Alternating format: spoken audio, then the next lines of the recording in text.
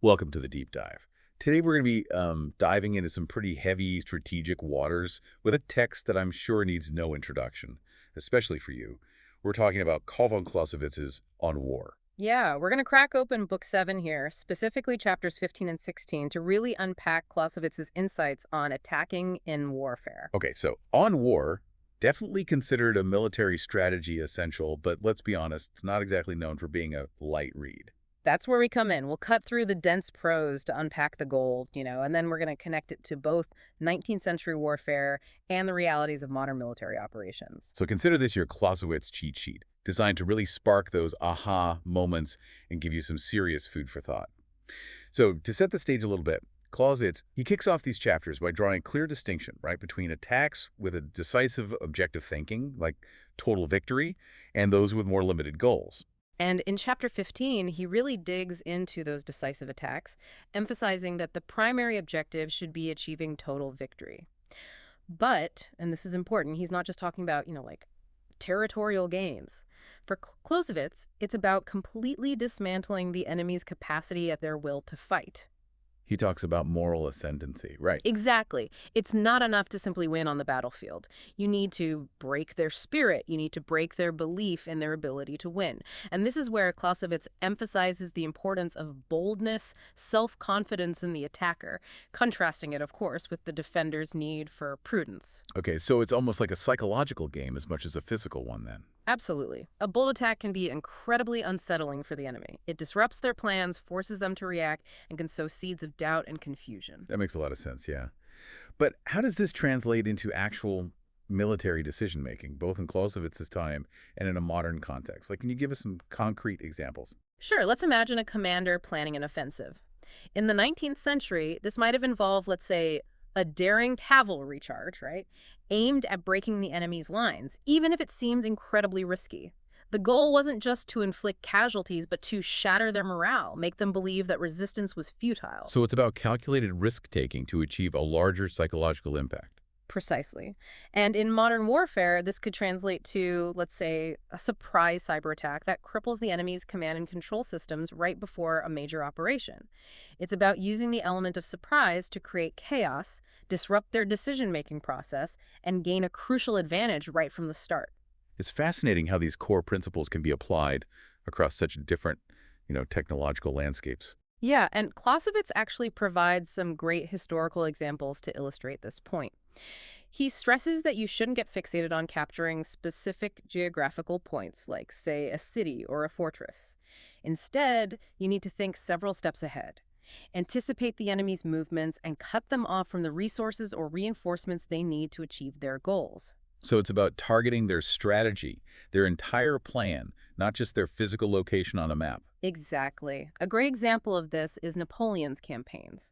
He was a master of maneuvering his armies to intercept enemy forces before they could unite, essentially dismantling their plans before they could even fully materialize. So instead of simply reacting to the enemy's movements, you're dictating the terms of engagement.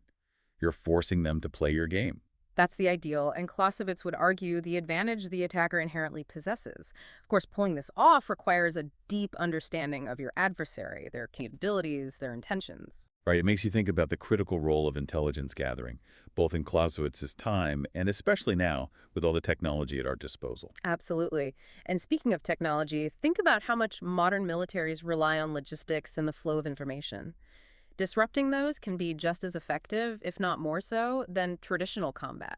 So a modern-day example of disrupting the enemy's path, rather than just focusing on, like we were saying, a geographical point, might be something like a cyber attack on their logistics network. Precisely. Or crippling their communication systems so they can't coordinate effectively. It's about understanding their critical vulnerabilities and exploiting them.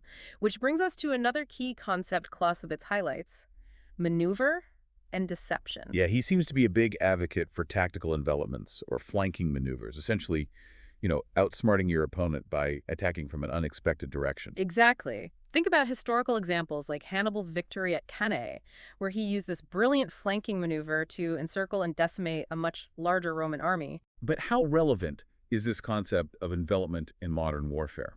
We have long-range missiles, drones, cyber warfare.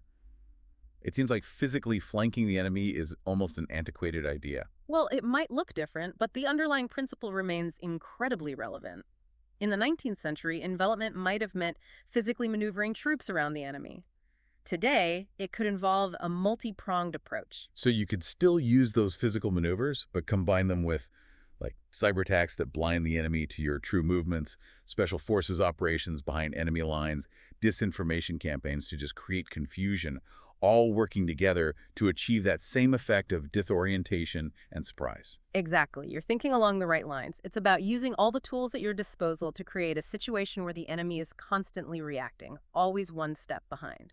Clausewitz also seems to emphasize that even when you're the attacker, you can't afford to neglect your own vulnerabilities. Yeah, he's adamant about protecting your lines of communication and retreat, particularly your supply lines.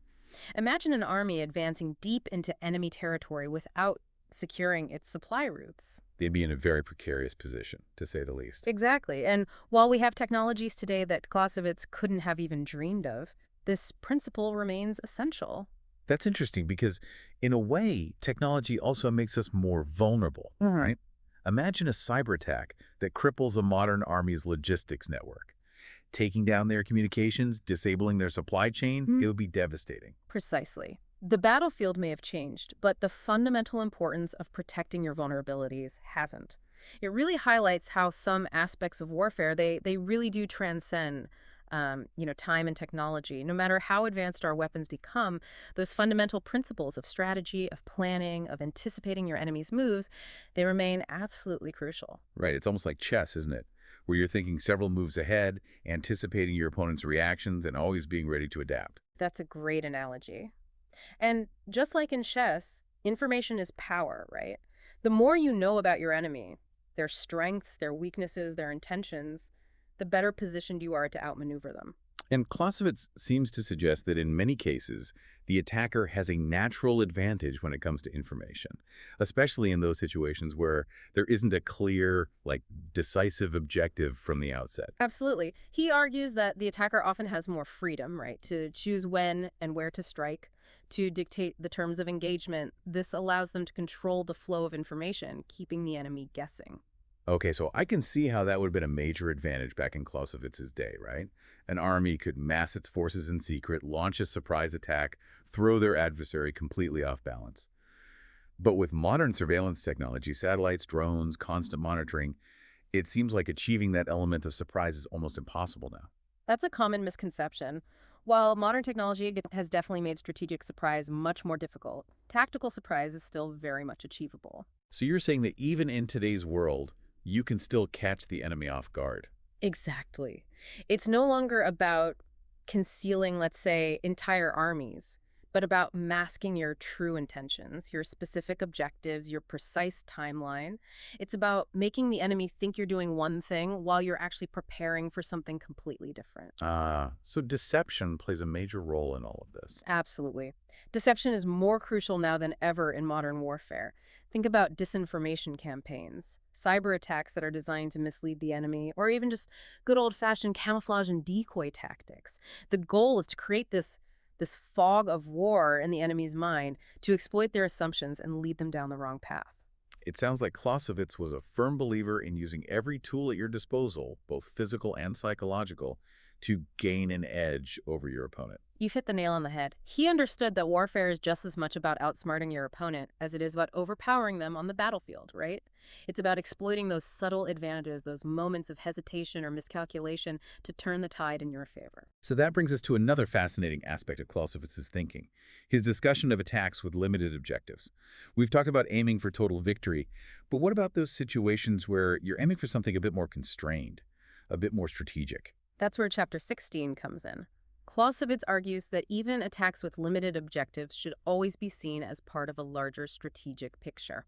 He uses the analogy of a chess game, where each move, even a seemingly minor one, contributes to your overall goal of, let's say, checkmating your opponent. Okay, so what are some examples of these more limited objectives in warfare? What would Clausewitz consider a strategic win, even if it's not total victory? He gives several examples, each with its own set of implications. One is capturing territory. Now, this isn't about conquering an entire country necessarily, but maybe securing a strategically vital region, a mountain pass, a coastline, an area rich in resources. It's about gaining a foothold that gives you a tactical advantage in the long run.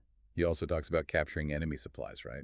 I imagine that back in Clausewitz's day, that could be a devastating blow. Absolutely. Armies were incredibly reliant on their supply lines, food, ammunition, medical supplies. Capturing a major supply depot, that could cripple an enemy's ability to wage war effectively. And that principle still applies today, even though our methods of waging war have changed drastically. Exactly. Think about disrupting an enemy's oil supply, cutting off their access to critical components for their weapon systems, or even, say, crippling their logistical networks through cyber attacks. The tactics might be different, but the objective remains the same. Weaken your enemy by depriving them of the resources they need to fight. It's fascinating how these core concepts transcend, specific technologies or historical periods. We've talked about territory supplies. What other examples does Clausewitz give? He also talks about the strategic importance of fortresses. Keep in mind that Clausewitz was writing in the 19th century when massive fortifications were still a major part of warfare. He argued that sieges, while often time-consuming and costly, could be incredibly valuable. Right. It's not just about the physical capture of a fortress, is it? It's about the message it sends, the psychological impact it has. Exactly. Capturing a key fortress could demoralize the enemy, bolster your own troops' morale, and even sway public opinion in your favor.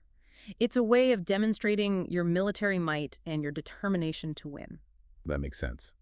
But we don't really have those epic fortress sieges anymore, at least not in the same way. So how does this concept translate to modern warfare? It's about identifying those modern equivalents of fortresses. Think about heavily fortified air bases, critical ports, underground bunkers, or even key infrastructure like power grids or communication hubs. These might not be fortresses in the traditional sense, but they represent vital strategic assets. So the idea is that by controlling these key assets, you gain a significant advantage both physically and psychologically, even if you're not aiming for that total victory. Precisely. It's about chipping away at your enemy's capabilities, disrupting their plans, and ultimately forcing them to negotiate from a position of weakness. It's amazing how Clausewitz could look at these fortresses, these sieges, and just extract these timeless principles of strategy that still resonate, centuries later. It speaks to his deep understanding of the psychological dimension of warfare. It's something that often gets overlooked, but he recognized that battles aren't just won on the battlefield, right? They're also won in the minds of the soldiers and the citizens back home. And that brings us to another fascinating point Clausewitz makes about limited objectives.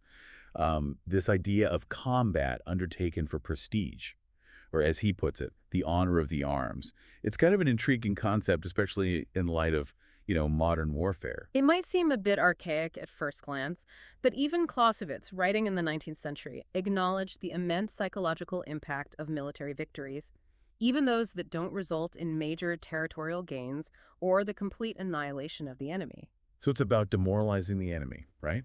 While simultaneously bolstering your own troops' morale, and then potentially even swaying public opinion in your favor.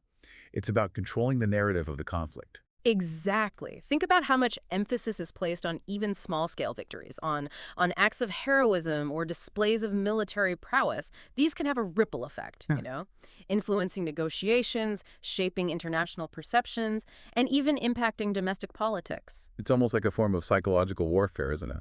In many ways it is. And Clausewitz, being the astute observer of human nature that he was, he recognized this inherent power dynamic within warfare. He understood that you're not just fighting against armies, you're fighting against ideologies, against perceptions, against the very will of your opponent to continue the fight. This has been an incredible deep dive. We've covered so much ground. From decisive victories to limited objectives, from the importance of maneuver and deception to the psychological impact of even small-scale victories.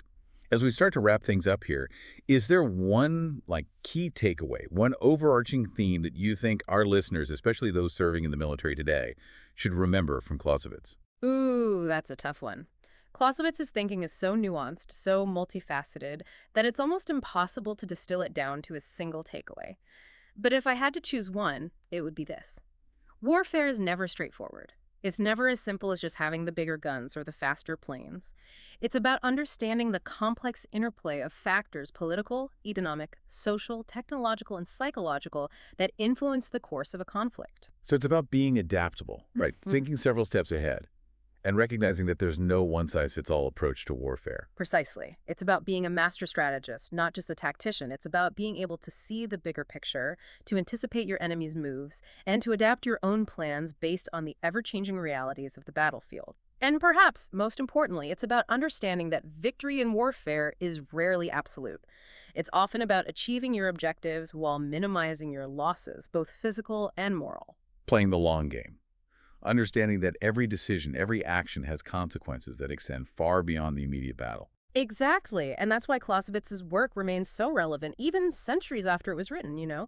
He forces us to confront the complexities of warfare, to think critically about our assumptions, and to never underestimate the human element in what is ultimately a very human endeavor.